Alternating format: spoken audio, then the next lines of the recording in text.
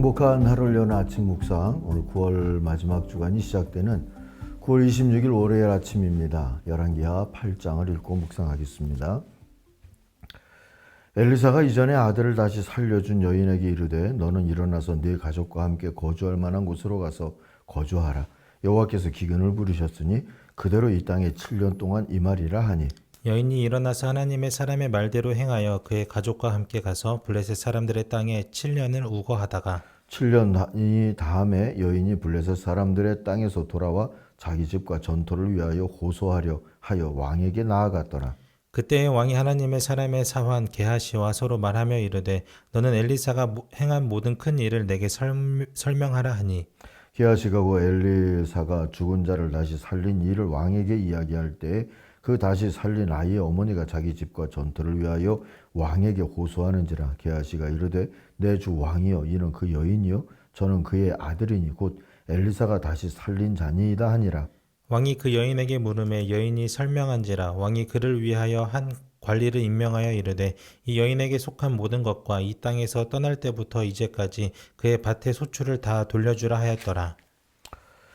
엘리사가 다메섹에 갔을 때에 아람 왕 베나닷이 병들었더니 왕에게 들리기를 이르되 하나님의 사람이 여기 이르렀나이다 하니 왕이 하사엘에게 이르되 너는 손에 예물을 가지고 가서 하나님의 사람을 맞이하고 내가 이 병에서 살아나겠는지 그를 통하여 여호와께 물으라. 하사엘이 그를 맞이하러 갈새 다메섹의 모든 좋은 물품으로 예물을 삼아가지고 낙타 40마리에 싣고 나아가서 그의 앞에 서서 이르되 당신의 아들 아람 왕 베나닷이 나를 당신에게 보내 이르되 나의 이 병이 낫겠나이까 하더이다 하니 엘리사가 이르되 너는 가서 그에게 말하기를 왕이 반드시 나으리라 하라. 그러나 여호와께서 그가 반드시 죽으리라고 내게 알게 하셨느니라 하고 하나님의 사람이 그가 부끄러워하기까지 그의 얼굴을 쏘아보다가 우니 하사엘이 이르되 내 주여 어찌하여 우시나이까 하는지라. 대답하되 내가 이스라엘 자손에게 행할 모든 악을 내가 알미라.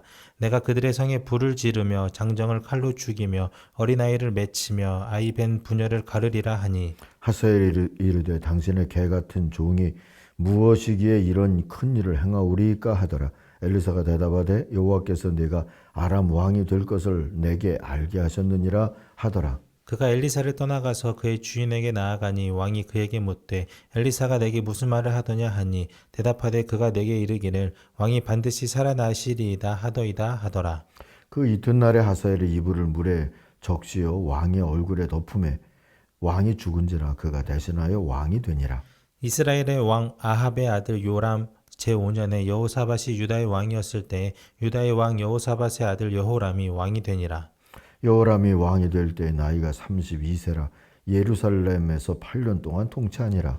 그가 이스라엘 왕들의 길을 가서 아합의 집과 같이 하였으니 이는 아합의 딸이 그의 아내가 되었음이라. 그가 여호와 보시기에 악을 행하였으나 여호와께서 그의 종 다윗을 위하여 유다 멸하기를 즐겨하지 아니하셨으니 이는 그와 그의 자손에게 항상 등불을 주겠다고 말씀하셨습니다라. 여호람 때에 에돔이 유다의 손에서 배반하여 자기 위에 왕을 세운 고로 여호람이 모든 병거를 거느리고 사일로 갔더니 밤에 일어나 자기를 애워싼 에돔 사람과 그 병거의 장관들을 치니 이에 백성이 도망하여 각각 그들의 장막들로 돌아갔더라. 이와 같이 에돔이 유다의 수하에서 배반하였더니 오늘까지 그러하였으며 그때의 림나도 배반하였더라. 여호람의 남은 사적과 그가 행한 모든 일은 6대 왕 역대 지략에 기록되지 아니하였느냐. 요람이 그의 조상들과 함께 잠에 그의 조상들과 함께 다윗성에 장사되고 그의 아들 아하시아가 대신하여 왕이 되니라. 이스라엘의 왕 아합의 아들 요람 제12년에 유다 왕 여호람의 아들 아하시아가 왕이 되니 아하시아가 왕이 될 때의 나이가 22세라. 예루살렘에서 1년을 통치하니라. 그의 어머니의 이름은 아달랴라. 이스라엘 왕 오므리의 손녀이더라. 아하시아가 아합의 집 길로 행하여 아합의 집과 같이 여호와 보시기에 악을 행하였으니 그는 아합의 집의 사위가 되었음이로라. 그가 아합의 아들 요람과 함께 길랏 라못으로 가서 아람 왕 하사엘과 더불어 싸우더니 아람 사람들이 요람에게 부상을 입힌지라. 요람 왕이 아람 왕 하사엘과 싸울 때에 라마에서 아람 사람에게 당한 부상을 치료하려 하여 이스라엘로 돌아왔더라. 유다 왕 여호람의 아들 아하시아가 아합의 아들 요람을 보기 위하여 내려갔으나 이는 그에게 병이 생겼음이더라. 아멘. 오늘 묵상의 제목을 울어야 하지 않을까로 정했습니다. 19절을 요절로 삼습니다. 주님은 자기의 종 다윗을 생각하셔서 유다를 멸망시키려고는 하지 않으셨다. 주님은 이미 다윗과 그의 자손에게서 왕조의 등불이 영원히 꺼지지 않게 하시겠다고 약속하셨기 때문이다. 본문의 앞부분은 엘리사가 전에 죽은 아들을 살려준 수넴 여인이 7년의 흉년 기간 동안 피난 갔다가 돌아와서 집과 토지를 되찾는 얘기입니다. 그런데 그가 왕에게 7년 전의 일을 설명하는 이는 그런 그 일을 설명하는 사람은 엘리사의 시종 게하시였어요. 그들이 나누는 얘기가 회상조인 것을 보면 아마도 엘리사의 사후가 아닌가 싶습니다. 만약에 다음에 나오는 이야기가 동시대 얘기라면 엘리사의 부재를 원정 예언 때문이다 볼 수도 있지만 사실 시박합니다. 왜냐하면 엘리사의 원정 예언 활동 지역이 시리아 곧 아람이었는데요. 이 엘리사의 원정 예언이 과거 시점이고 그 성취가 당대 기준으로 보면 현재였다고 보는 게 맞을 것 같아요. 7절을 보면 그렇게 이해할 수 있습니다. 아무튼 아람은 권력 투쟁으로 어지러웠던 때입니다. 시리아를 말하는 거죠. 아람은 궁중 쿠데타로 베나닷 2세가 죽고 하사엘이 왕위에 오르게 됐어요. 이 하사엘은 엘리사가 아람에 왔을 때, 이 7절을 보세요. 다시 한번 엘리사가 아람에 갔을 때 이 과거 시제로 얘기해 주잖아요. 그러니까 하사엘이 쿠데타를 일으켜서 왕이 된 게 당시의 현재 시점이고 그것을 예언하기 하는 그 일은 엘리사가 과거에 아람에 갔을 때 했다. 바로 이 구절입니다. 그래서 이 이야기는 이 8장의 이야기는 엘리사가 죽은 이후의 이야기다. 이렇게 보는 것이 맞을 듯합니다.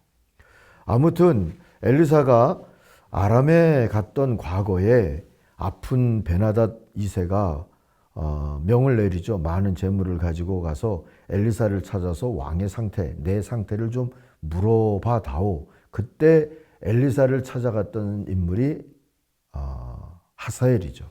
10절에 보니까 엘리사가 이렇게 예언을 해줍니다. 가서 왕에게는 회복이 될 것이라고 말하시오. 그러나 반드시 죽을 것이라고 하나님이 내게 계시해 주셨어. 서로 상반되는 것 같은, 병은 나을 것 같은데 주님은 베나닷 2세가 죽을 거다. 이렇게 계시했다는 겁니다.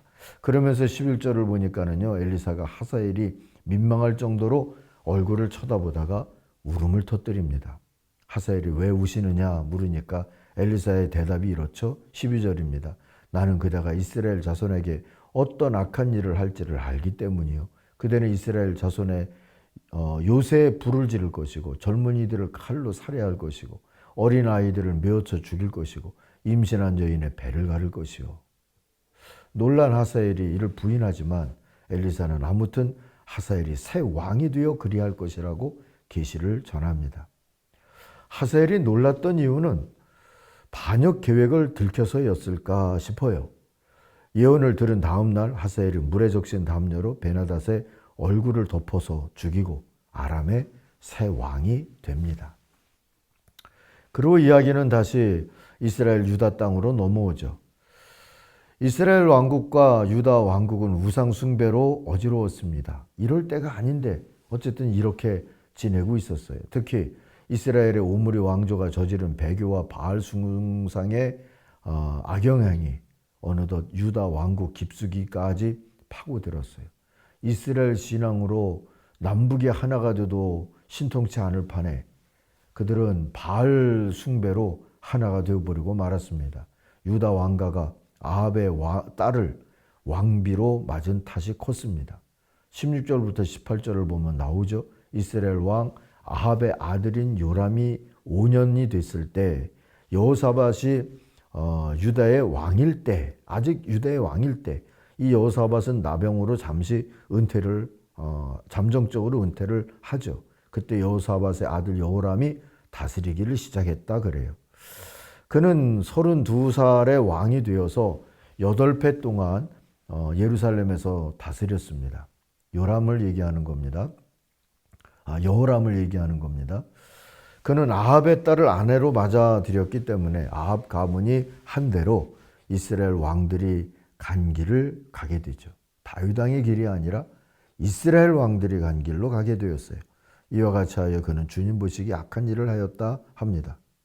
결국 이 우상 숭배로 통일된 그 대가를 유다 왕들이 치러야만 했습니다. 여호람은 유다의 지배에서 벗어나려 한 에돔과 또 여호수아 때의 제사장에게 할당됐지만 유다에 속해 있었던 성읍 림나의 반역을 막지 못했다 하죠. 오히려 에돔을 징치하러 나섰다가 그들에게 포위되어서 죽을 뻔한 위기를 넘깁니다.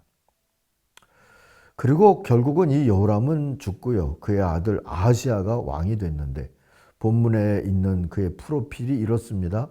26절입니다. 아하시아가 왕이 될 때 나이 22살이고 그는 한 해 동안 예루살렘을 다스렸다 해요. 그의 어머니 아달랴가 이스라엘 오므리 왕의 딸이었습니다.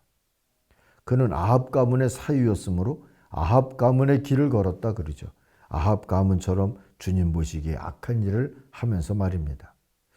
남북 공조로 태어났던 이 아하시아는 처가인 이스라엘 왕 요람과 함께 아람을 시리아를 치러 나섰다가 죽고 말았던 겁니다. 예후가 구테타를 일으켜서 북쪽의 오므리 왕조를 쓸어버리는 와중에 이 아하시아마저 그 집안의 사위였던 아하시아마저 죽게 되죠. 이 9장에 나오는 이야기입니다. 신기한 건 이렇게 흔들리면서도 유다 왕국이 망하지 않았다는 점이죠. 강해서가 아니었습니다. 오직 하나님의 약속과 자비 때문이었다고 오늘 19절 말씀이 전해줍니다. 그러나 주님께서는 자기의 종 다윗을 생각하셔서 유다를 멸망시키려고는 하지 않으셨다. 주님께서는 이미 다윗과 그의 자손에게서 왕조의 등불이 영원히 꺼지지 않게 하시겠다고 약속하셨기 때문이다. 19절이 이렇게 전합니다.